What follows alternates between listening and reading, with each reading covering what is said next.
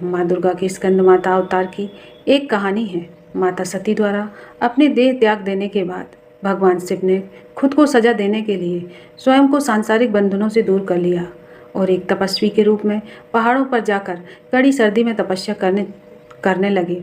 इस दौरान ताड़कासुर ने एक और राक्षस के साथ मिलकर देवताओं पर हमला कर दिया। तारकासुर को यह वरदान प्राप्त था कि उन्हें मारने के लिए भगवान शिव की संतान को ही आना होगा।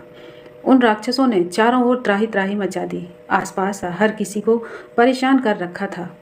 इन राक्षसों के अत्याचारों को देखकर सब देवतागण चिंतित हो गए। तभी सब भगवान विष्णु के पास गए और उन्होंने अपना दुख सुनाया। उन्होंने नारद जी से कहा कि यदि माता पार्वती भगवान शिव को पति के रूप में पाने के लिए तपस्या करने को कहेंगे, तब शायद भगवान उनसे शादी कर लें और उनके मिलन से महादेव की संतान जो जन्म लेगी वही उन राक्षसों का वध कर सकती है। इसलिए नारद जी के कहने पर माता पार्वती ने भगवान शिव को पति के रूप में पाने के लिए घोर तपस्या की और उनकी भक्ति से खुश होकर भगवान शिव उनसे विवाह करने को तैयार हो गए।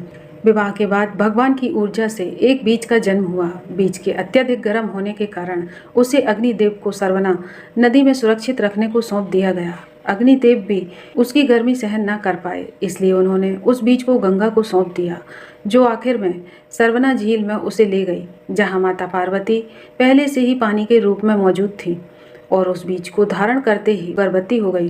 कुछ समय बाद कार्तिकेय ने अपने 6 मुखों के साथ जन्म लिया। कार्तिकेय के जन्म के बाद उन्हें ताड़कासुर और राक्षसों का वध करने के लिए तैयार किया गया। सभी देवताओं ने मिलकर उन्हें अलग अलग तरीके का ज्ञान दिया और राक्षसों से लड़ने के लिए उन्हें महत्वपूर्ण शास्त्र भी दिए। आखिरकार में कार्तिकेय ने सभी राक्षसों का वध कर दिया और इसी कारण माँ दुर्गा को स्कंद माता यानी कार्तिकेय की माता के रूप में जाना जाने लगा।